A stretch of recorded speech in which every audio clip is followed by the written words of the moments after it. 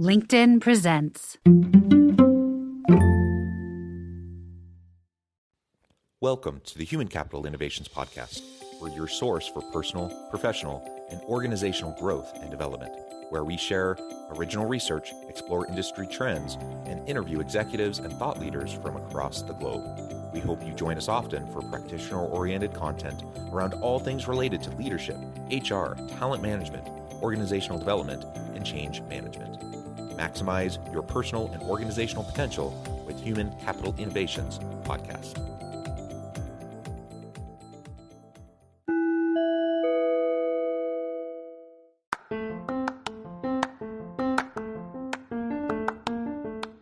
Do you enjoy the Human Capital Innovations Podcast? Enjoy ad-free listening by going to the Patreon page, and please consider contributing even at the producer or sponsorship level. And please leave a review. Thank you for your support.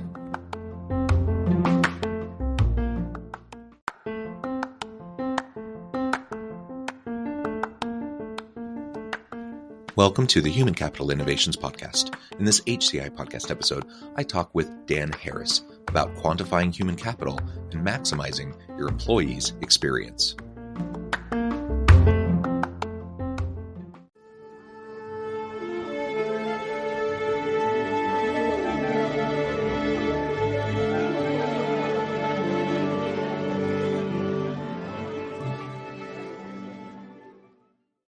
Dr. Dan Harrison, welcome to the Human Capital Innovations Podcast. Thank you. It is a pleasure to be with you today. You're joining us from Thailand. I'm south of Salt Lake City in Utah. And today we're going to be talking about quantifying human capital and maximizing your employees' experience. Fascinating topic, and I'm super thrilled to be able to explore this with you. As we get started, I wanted to share Dan's bio with everybody.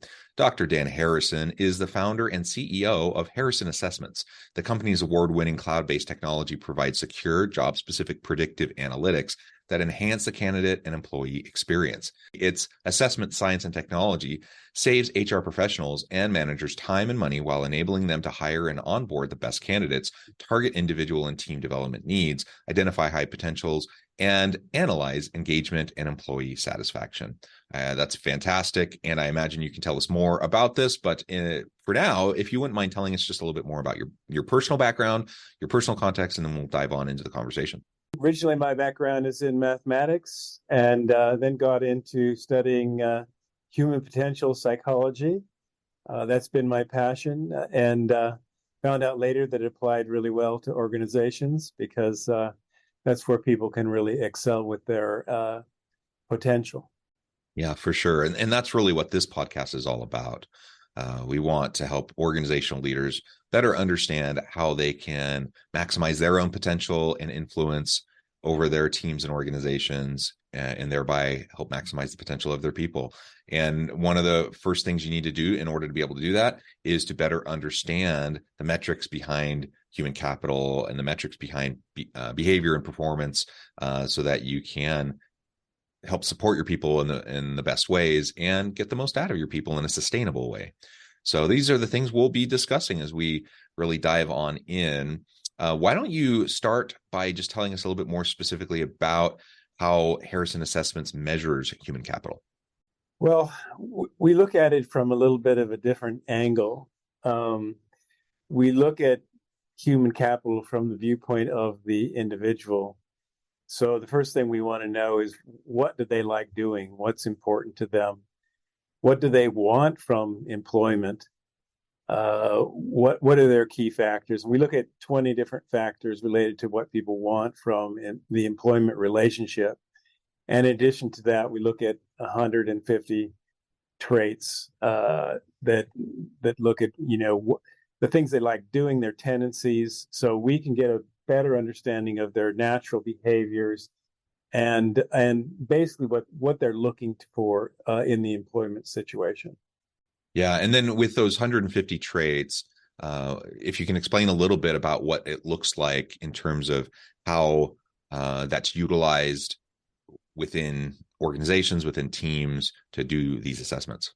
Yeah, well, generally assessments, use a much more general set of traits, and the problem with that is it doesn't give you enough granularity to really look at at what's really important to the person. So you need a pretty large set of traits to be able to determine their job fit. In other words, are they fit for the job? Do they have the motivation? So if we talk about, getting engagement or motivation in the job, the first thing you have to do is to see, does the person have any passion for the job at all?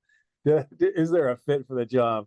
Do the interpersonal relationships fit the person's natural tendencies? Do the tasks involve what the person is naturally driven to? Do they have any interest in the subject of the job at all? Those are things that are pretty critical. And if you're thinking about trying to get employees engaged and you don't deal with those things, you're not going to get too far. So that's the first hurdle to look at and overcome. Following that, you can look at a whole host of leadership skills and competencies related to those different traits. If you have enough traits, you can formulate them into pretty much any competency that you can think of. And that will then tell you whether that's how the person is going to fare with that specific competency. And we like to take a very broad picture of the person, a deeper dive of the person, understand the person's behavior. We look at paradox behaviors, so we don't so much look at individual behaviors for strengths, because an individual behavior can be a weakness as much as it is a strength. And whether it's a weakness or not depends on whether it has a paradoxical pair that supports it. So, for example, the person tends to be really frank and direct. The pair that we would look for that would be diplomacy or respectful communication. And that would tell us whether their frankness is going to be a positive thing or whether the frankness is going to be a negative thing. If they're missing the diplomacy, it's going to be blunt, and they're going to be blunt, right? But if you flip it around and they've got a lot of diplomacy and not much frankness, then they're going to tend to be evasive. Right. So we're always looking at characteristics in the context of their paradoxical pair. And that really helps to have a much deeper understanding of the person. And not just these sort of superficial ideas of traits. Well, they're highly motivated, but they may be highly motivated, but if they don't have enough people orientation, that's deadly. And they're going to create a lot more problems than they are, help. Just things like that that are really, really important. Yeah, well, that's very true. And especially because most people aren't working in silos. They're working in teams, in interconnected teams. And so you need people who can both be highly driven and motivated to do their own work, but that they have to be able to cooperate in meaningful ways with those around them, and they have to be able to do that effectively. All that makes perfect sense. And it sounds like it's a layer of nuance that isn't commonly there in some of the other types of assessments that I've seen. So I think that's wonderful. And the fact that it sounds like you're personalizing this to the different organizational settings and the different leadership roles and organizational roles that people might be a part of as they're doing this assessment. Correct. Right. Yeah. That's exactly right.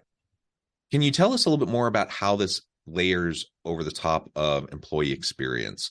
So as you do these assessments, as you start to quantify human capital, you start to better understand from the individual level where people are at. What does that then mean for employee experience, and how can leaders leverage this data to enhance and improve employee experience?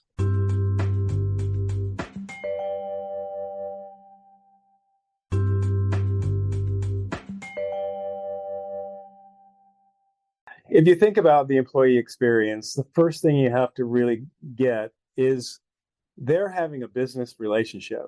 Their employment is really a business relationship. They're there to get something they want out of that relationship. And that can vary. In fact, we measure 20 different factors that relate to that. So, oftentimes in organizations, we say, well, we'll give people more of this, or we think this is a good thing, or that's a bad thing. But unless it's individualized, you're shooting in the dark, because you need to understand that person. You need to understand what they want from employment, what's important to them.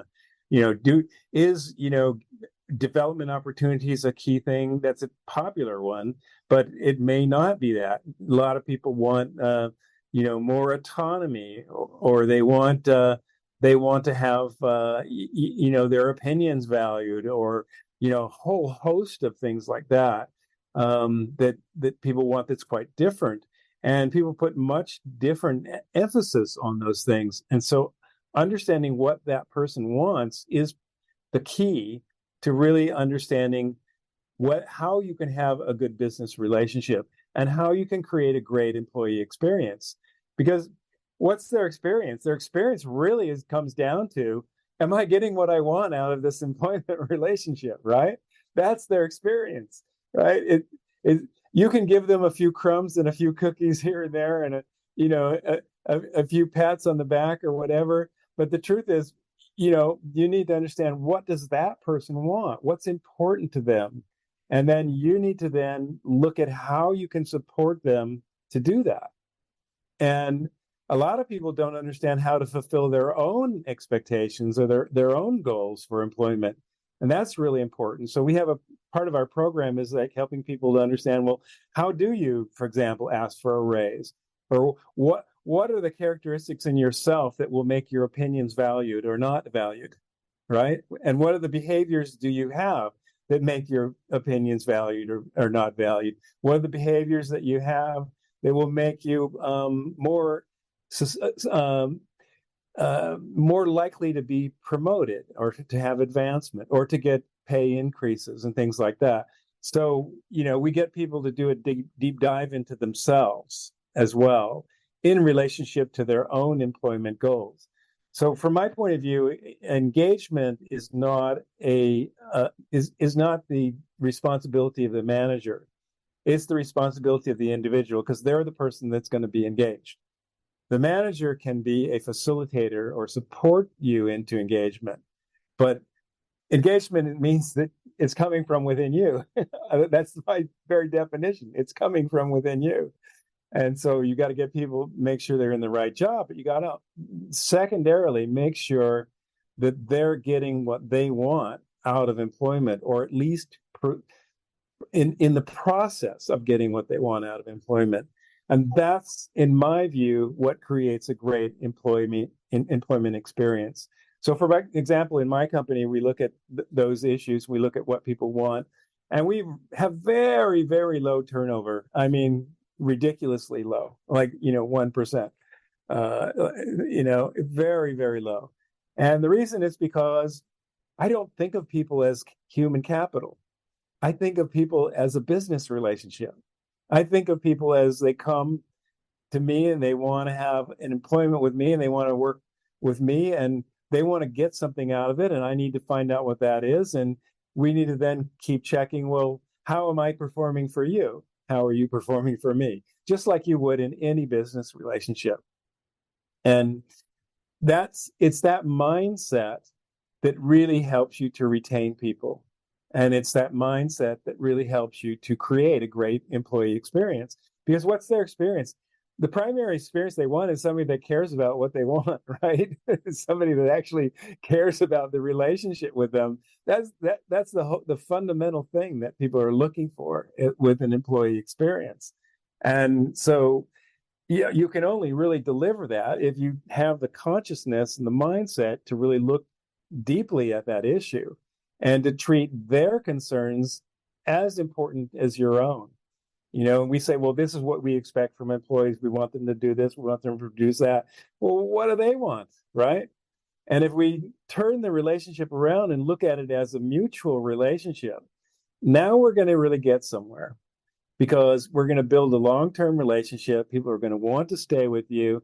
They're going to have a great employee experience. And it's a totally different concept of saying, well, we'll give you a few cookies here and there, a few little goodies here, and we're going to create this employee experience, and we'll be nice to you about this, or we're going to make a gym, or we're going to do whatever for you. It's a totally different mindset, right? And we may do some of those things as well, but we want to understand, well, okay, if you want recognition, what does that look like for you? What kind of recognition do you want? Does that take the form of, regular meetings, having your opinions valued? So there's so many nuances to this issue, but it really comes down to having a relationship which is a mutual interaction where you're respecting people as individuals, not as so-called human capital or your cogs in your wheel. That they're there for a reason. You have them there for a reason. Let's work out those two reasons together and see what we can do. Yeah, and the mutual accountability and just showing people respect and developing that trust with your people, that's key. And I'm glad that you called out the way that often human capital gets interpreted. Like I believe the term, it has baggage. It has good connotations, it has negative connotations. One of the connotations I like about the term human capital is if we think about all the various forms of capital within a business that are utilized to achieve the strategic purposes of the business. We think about the financial capital, plant, property, equipment, et cetera, all the different forms of capital. We are not hesitant to invest in those forms of capital, to maintain those forms of capital, to secure those forms of capital, all those sorts of things. And yet, for some reason, the human capital is one that often is the one that we neglect. It's the one that we're not willing to invest in. It's the one that we're not willing to really make sure that it's maintained. And so I think that's ironic. And so for that reason, I really like the term human capital. But on the other side, it can be easy then to start to see people as, oh, you're just a cog in the machine. You're just, not an individual person. And that's certainly not what I want for any organization or for any leader, for any individual within an organization. And so what you're expressing, I think, is spot on. The other piece is unless we create that mutual accountability and trust, we're going to really struggle to help people have a good employee experience overall. And the organization, frankly, is going to struggle in a lot of ways in relation to its people. So that is essential. I wanted to also just share one quick example because everyone's needs are different and they change over time. So it's not enough for when you're like hiring someone and onboarding them to say, what do you need? What do you want? What does a really great employment experience look like for you? That's great. Those are good questions to ask. But if you only ask them at like one point in time, that shifts. That really can shift over time based on life stage, based on career stage, based on a whole bunch of different personal circumstances and factors. And so we need to regularly have those conversations. And as you were describing that, I couldn't help but think about one personal example from my own family. Now, listeners of the podcast know I'm a professor. I've been at my home university here in Utah now for over 14 years. My wife also has a doctorate, and she has been in a part-time capacity for about 12 years here. And she loves it. And it's been a good flexible arrangement for her as we, have been raising our family, and it's served her well for a long time. But in recent years, she's really decided she wants to move into a full-time faculty role. She wants to do that, and our kids are getting older, and that's certainly possible. And so I know for me, over the last few years, the number one thing that I have wanted to feel valued at the organization and the university, to feel appreciated, to, all those things that you're talking about, the number one thing is I want an opportunity for my wife to have a full-time position at the university. Okay, that's interesting. Honestly, nothing else really matters all that much. I have a good situation. I'm tenured, blah, blah, blah, all those things. That's fine. I'm in good shape. I want that for her. And she's very qualified, very capable. She has a long track record, very experienced, excellent teacher, etc. And so it's not like the university would be getting saddled with some spouse who isn't very good at their job, but they're just doing it for their other employee. She would be a huge win for the university. And it's been a sticking point for me for a few years now, to the point where I've been actively looking for other professor positions at other universities, simply for this reason, because it doesn't seem like there's been an opportunity for her here until just recently, until literally within the last couple of months. It seems like I have a new dean who seems willing to explore this desire, and it looks like things are going to work out to where my wife and I will both be here full time. And frankly, I'm stopping looking. I'm not going to look anymore. Like, I'm happy to be here and contribute. And it's a small thing. It's a win-win, certainly good for me and for my family and for my wife, but it's going to be good for the university. And that's just one example. And there are a gazillion examples of the different, very specific things that people might need or want in order to want to continue to stay at the organization, to continue to be fully engaged and invest in the organization. Now, my situation's a little bit unique. Higher ed, it's a little bit different than a lot of places, et cetera.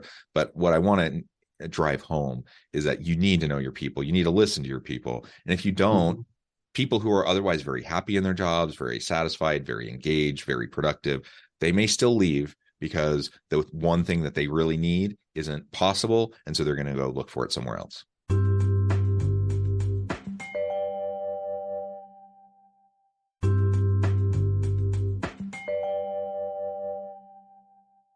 One of the most important things to do that I found is to make people feel comfortable to have those conversations. So, for example, a lot of people, employees would be very uncomfortable having a conversation about, their advancement possibilities in the organization, for example.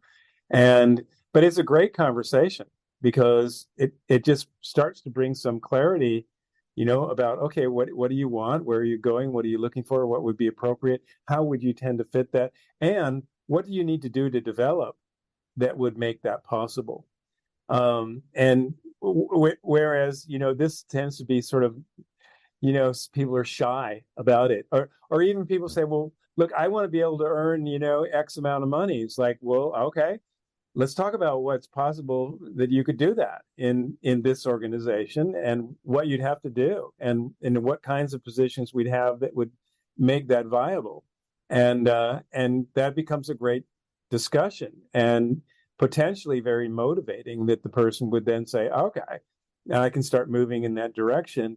And that stops them from saying, okay, I'm going to go look for somewhere else, or I think this is, green pasture, somewhere else where someone else is going to offer this to me. And it's like, and we can just have an honest conversation and say, well, look, this is what I can do for you now. Or these are the possibilities within our organization. And let's talk about how each of those would work for you and what that would look like and what you'd have to do in order to, bring that to a reality. So in other words, instead of having a discussion every year, where I'm evaluating your performance, right? I prefer a discussion about how we're meeting each other's mutual needs, and I can then say, okay, this is what I would need from you. You want to have, continued pay increases. Well, this is what you're going to need to do in order to do that. And that makes the conversation very real and very mutual, rather than I'm evaluating you as your performance. Is like, well, what good is that actually? And it's much more effective to look at the relationship rather than, okay, I'm evaluating you as a person. No, we're going to work together to evaluate what we can do to both get what we want out of the relationship.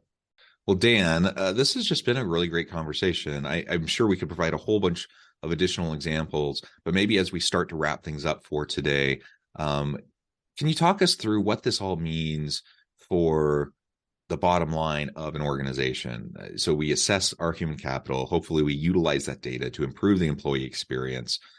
Why do all of that though? Is this, often HR is just seen as a cost center for organizations. Are we just dumping more money into, a lost cause and these people are just going to leave anyways, and why invest in them? What's the business case for all of this? What's the financial benefit of these sorts of investments? Well, I don't think you have to think too far about, what it means to have, the vast majority of your employees fully engaged, and what that would do for your organization financially. It's pretty straightforward. So it just really ups the engagement of your employees, which obviously that's going to drive your returns in terms of the organization. It involves, you end up creating a lot of teamwork.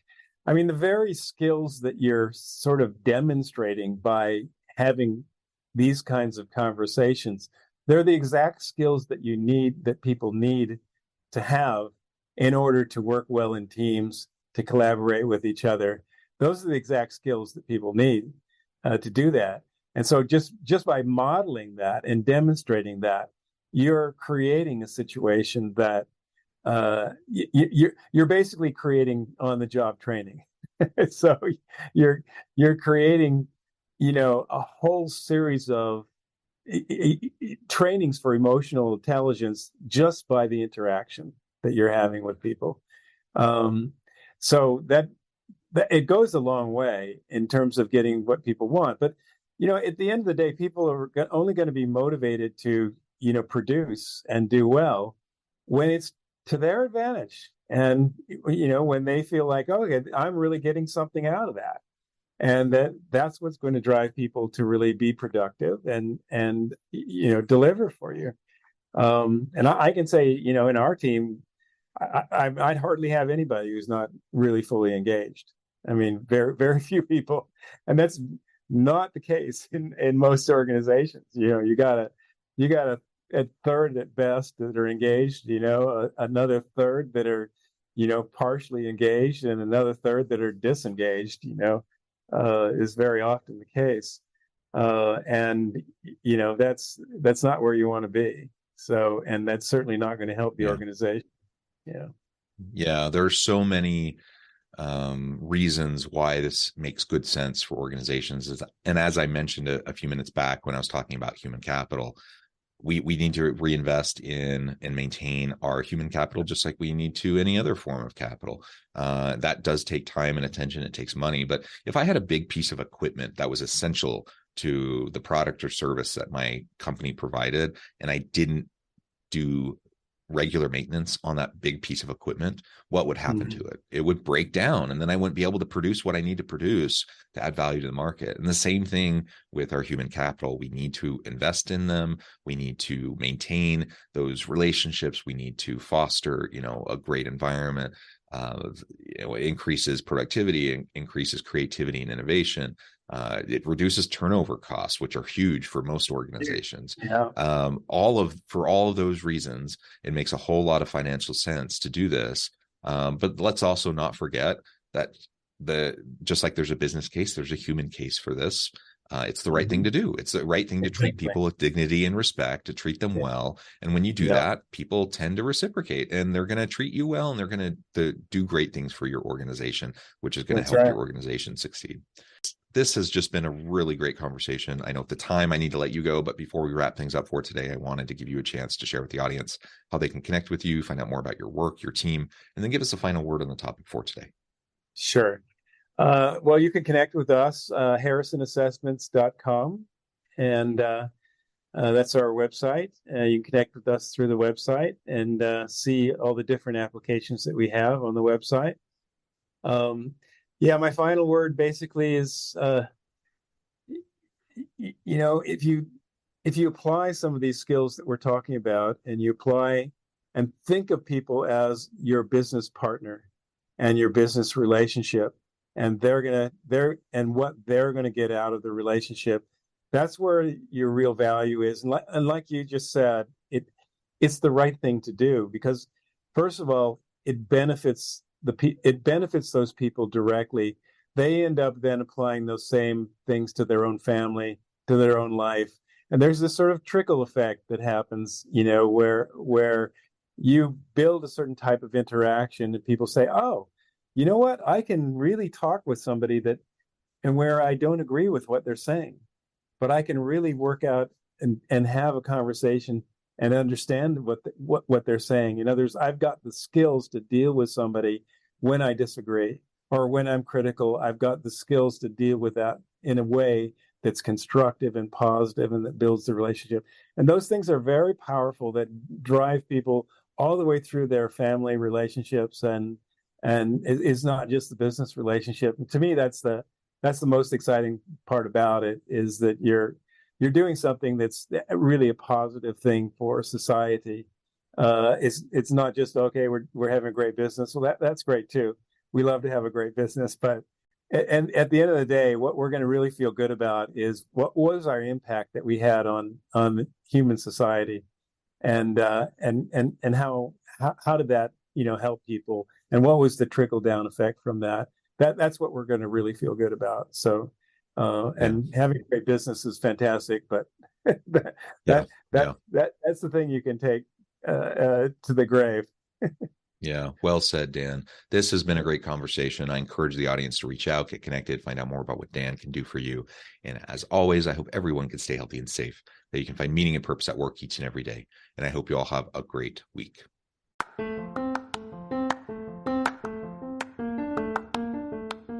Do you enjoy the Human Capital Innovations podcast? Enjoy ad-free listening by going to the Patreon page. And please consider contributing even at the producer or sponsorship level. And please leave a review. Thank you for your support.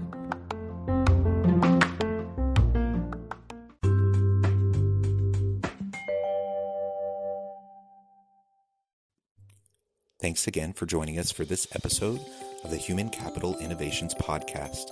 I hope you stay healthy and safe and that you have a great week.